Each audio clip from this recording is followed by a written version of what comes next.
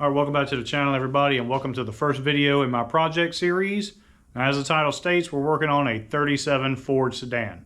So I've got a couple pieces of the car already that we're going to go ahead and get started on before I get the whole job here. But I'm going to take y'all through the entire journey of stripping this thing down to bare metal, fixing any rust, any metal work, doing the body work, going all the way into a nice, beautiful paint job that'll last forever. And along the way, we've got a couple little custom touches we're going to be doing to the body as well.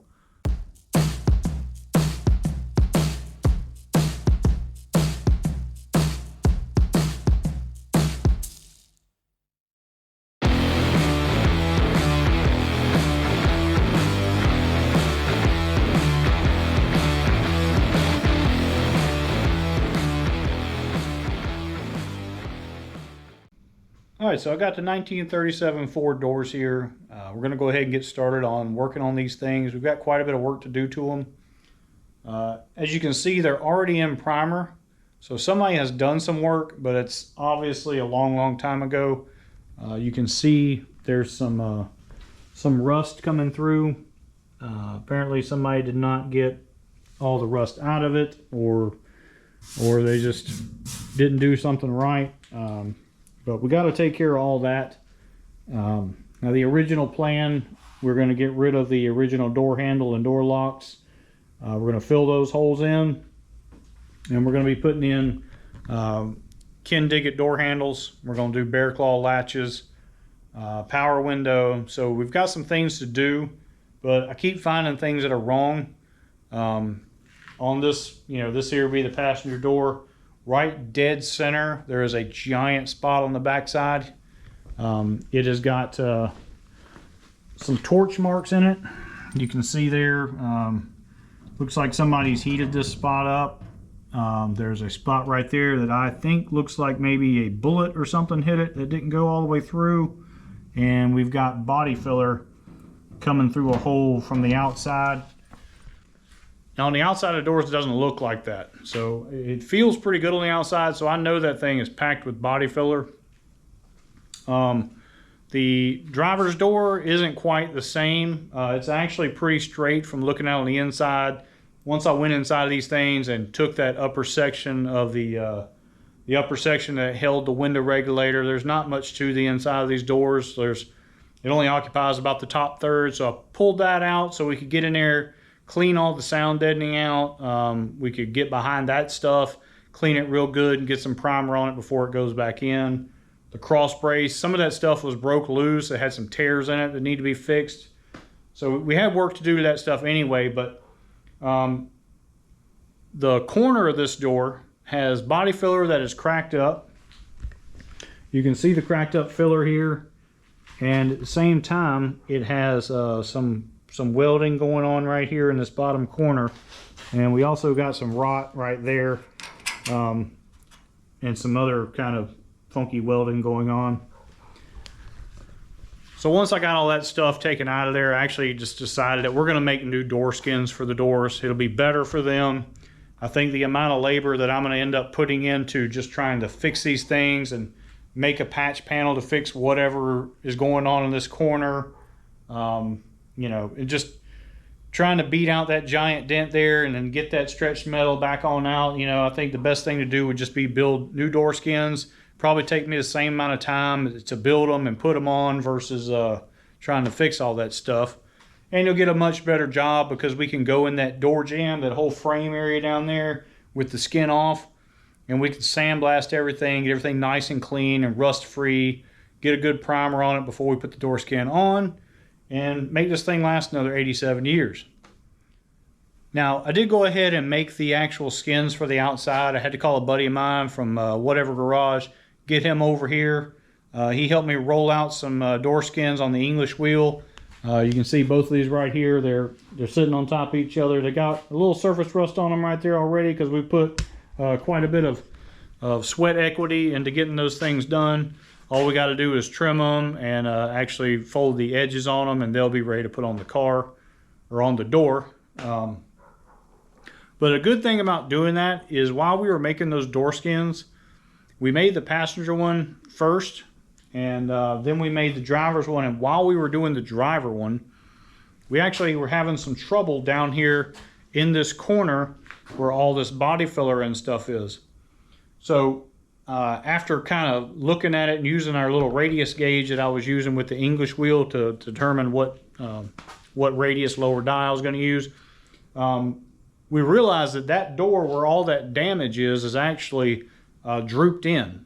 And earlier, before I started filming here, I actually made, I went on the shrinker there, took a flat piece of some 20 gauge metal I had, about an inch and a quarter wide, and I made a profile gauge of the front of the passenger door.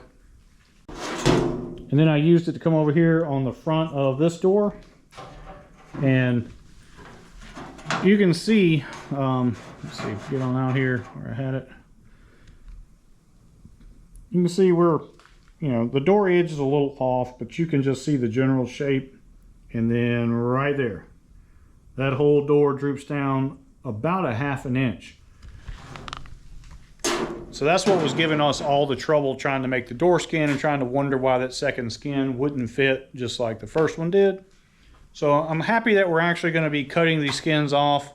It'll give us an opportunity to fix that corner correctly.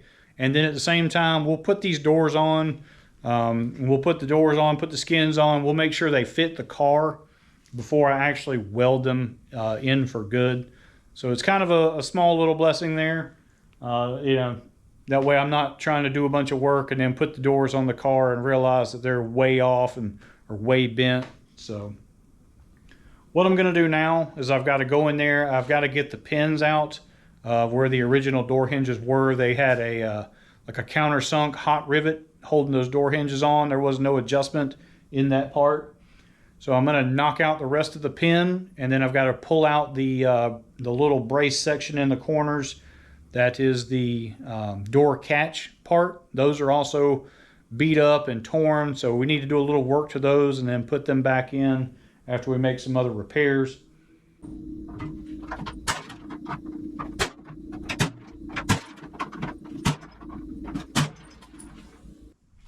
All right, now that I got the rest of the rivets knocked out, I've gone ahead and marked the door skin where I want to cut this one off. So this will be my exact line. So I've got it right here about an inch over this body line here. We're going to come right up to the edge of where this door hinge relief is. So I'm gonna begin just lightly cutting through this end here, and then I'm going to do the rest of it the same way we do a modern door skin. I'm just going to grind the edge off until the two panels split apart, and we'll just pop it off that way. And then I'll come back and get that little the little lip that's still left that's spot welded a few places. I'll go back and just grind the little spot welds and get that off.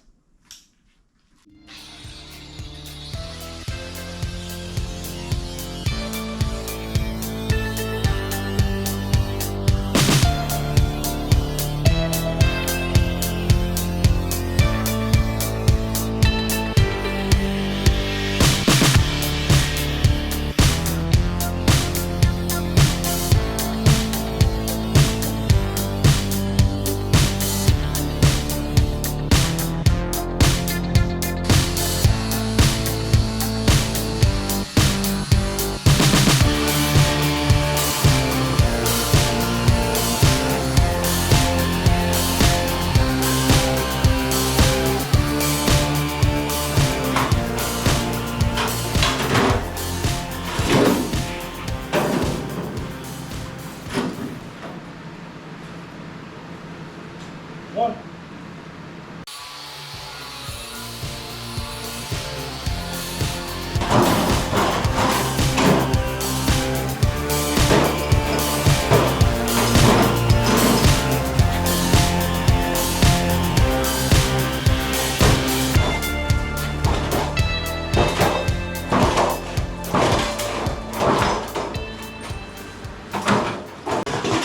Now you see what was going on in that bottom corner where they see that? Put a piece of metal in, and then that lower edge was welded together. So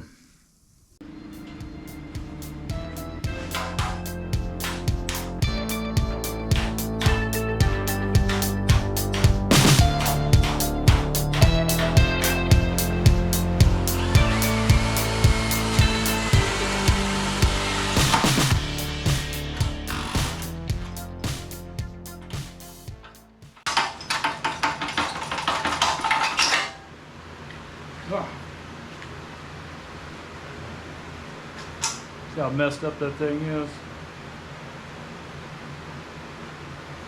All right, we'll fix it. Whew.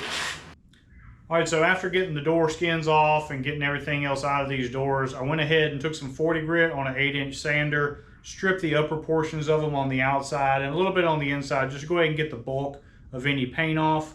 And then I ended up taking them down to another place and putting them in a sandblasting booth and actually sandblasted everything nice and clean on the insides and the outsides, just to give it a once over, get any loose rust off, clean them up real good, and get them ready for a little bit of primer. You can see now I've got primer, some black primer on everything. All the other parts are over here. They're all primed up as well. So pretty much everything inside and out has been primed. Did cover up a lot of areas. You'll see this corner here is exposed just because I don't want to have to keep grinding primer off where I'm working. But this is the bad area, that driver's door that I was talking about that was low. You can see here, if I haven't already mentioned it, I'm probably repeating myself, but that's just how low it is. I can stick my finger down here in the corner almost. It's about a ½ inch to where this whole section is bad. There's a weld here and a weld there down this bottom, this front side here above where the hinge goes. That little gap right there is not supposed to be there. We've got some splits and tears in here. We're just going to re-weld the splits and tears, and I might maybe add something else in there just to strengthen it up, but I want to replace this section right here. And so in order to do this with the door having that radius to it, you can't just put a piece of sheet metal in the brake and break off some straight edges. There's no way that's going to create the line that you need with that little tiny bit of a radius that this door has. So what I have to do is actually tip up the edge of a piece of sheet metal in the bead roller, and that gives that radius, the curvature that we have on this top flange and this bottom flange. Now, there was no way for me to actually make this centerpiece, so I ended up having to make basically a set of dies for the planishing hammer. Now, I had something in mind similar when I built that planishing hammer, which is one reason I built it with an adjuster on the back so I could add extra tension to it. But this just happens to be something that we got to fix, and I figured it'd be a good opportunity to try that planishing hammer out to see if it'll actually work kind of as a power hammer. So I did come up with something, kind of a rickety set of dies using an old, just an old planishing hammer head or power, or no, just like an air chisel head with a hammer head on it. Created a kind of the shape it needed to be, and you know, a male and female set here. Kind of crude, but it did work. I did make this panel. This panel is not exactly what it needs to be. It's a little bit off, so I did some refining to it because I wanted to be able to make sure I could make the panel before I spent a lot of time making a good set of dies. So what I ended up doing was a little trick off what I saw in Cornfield Customs. Mike over there, they use a lot of power hammer stuff, and he has a little trick he does when he takes some body filler and kind of makes a little dam where he needs to be, and he'll fill it up with some body filler mixed with a little bit of fiberglass resin, something to make it runny, and he basically makes a mold. So I went in and made my own mold so I have a perfect shape on the bottom, and then I transferred that over to some ½ inch by 1 inch steel stock, and so I made an actual set of dies for the planishing hammer. So I just used an old socket on the bottom that happens to fit right there in the hole. It was like an 860 diameter is what that hole needed to be, or a little less than that. So I've got my lower female, my upper male, and then I've also got this edge here is built so that upper lip can kind of ride along here, because since that panel's in a curve, we need to kind of make, you know, this whole lower indentation is actually a curve as well. So everything's got to have that slight radius to it. So I haven't actually tried these out, but I'm hoping they're going to work real well. Especially that other little janky thing I made worked great. So I'm going to go ahead and take another piece of metal. I'm going to trim it to the right size. I'm going to tip the edges up, and then we're going to shove it in that planishing hammer and see if we can get us a nice, pretty new little piece to replace this section with. So one thing you'll notice when I'm doing this is I keep bringing the panel up higher and higher. I'm running right along my little line where I scribed here. And the point is to keep bringing this panel up until we get it pretty close, at least 45, a little more than that. This is 18 gauge, so it's a little more difficult to work. And these are this is not exactly a tipping wheel. It's actually for a hemming, but it works pretty well. We're going to tighten up that edge later on anyway. So the point is, you just need to keep lifting up as you go, and we're following that curve, and that's how we're able to maintain achieving that curved lift. And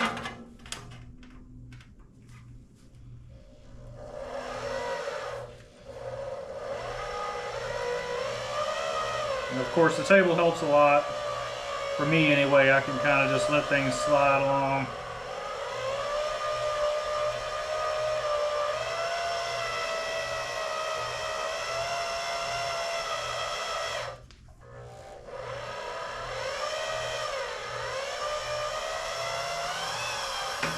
You don't have to keep adding tension on this.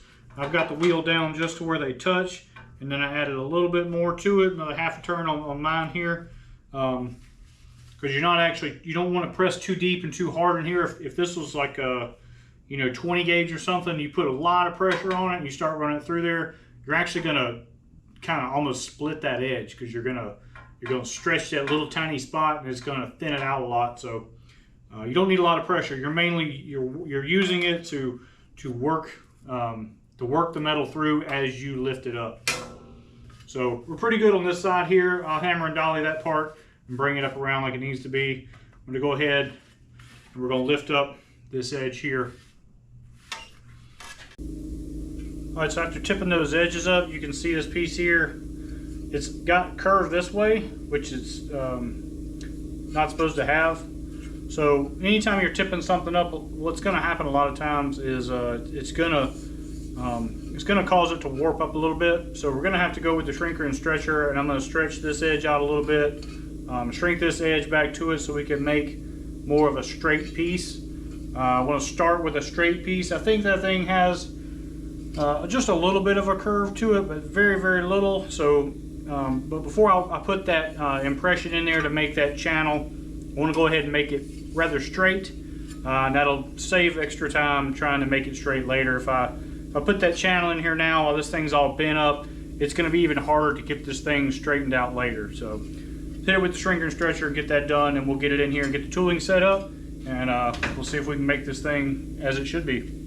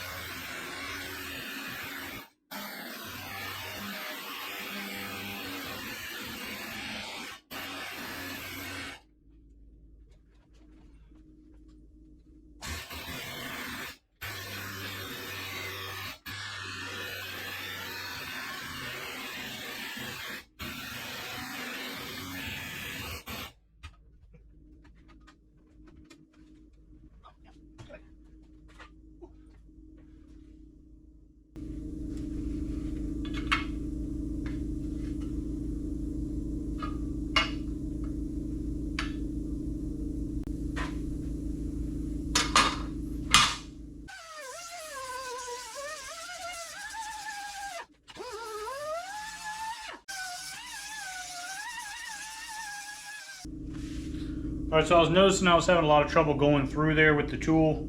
And I think I just didn't have quite enough lead-in edge. You can see it's more rounded off on each side now. It was a little bit more squared off, but I did have some angle to it. So I believe that was giving me kind of a feeding issue. And what I was talking about, the way when you tip something and you don't have a good crisp edge. I had a pretty crisp edge on this corner here where the panel would bend up with that short lip, and it seemed to be kind of digging into it. So I rounded this off a bit. It's not a big deal. We just need the outside as the guide. So I'm gonna run it back through and see if we can straighten this thing out a little bit. It's really, really close. There's a section in the middle that I believe I could use, but I want to try to get it just a little bit better so we have a bigger piece just for something in the future. You never know.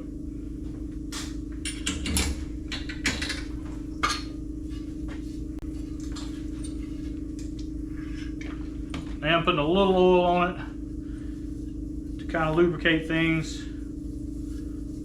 It seemed like it wanted to go through there better with that. I know some stuff with hammers you need a little bit of lubrication in them. So.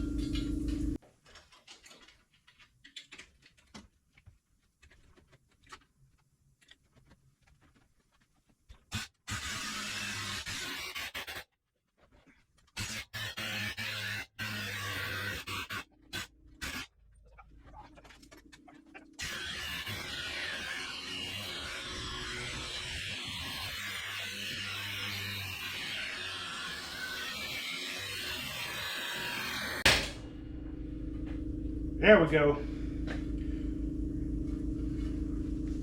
Yeah, those lead in, lead outs on that die made all the difference. Now that thing's got a very nice channel running down through there.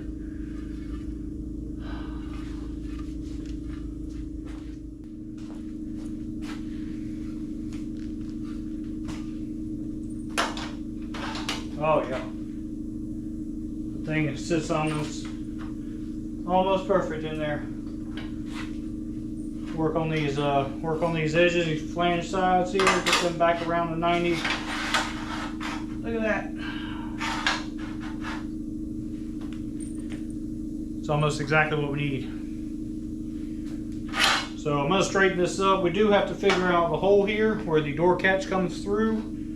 I'll have to mark and cut that hole, and we got to do a little bit of edge work to the hole there to kind of flange it down a little bit, but definitely worked pretty good.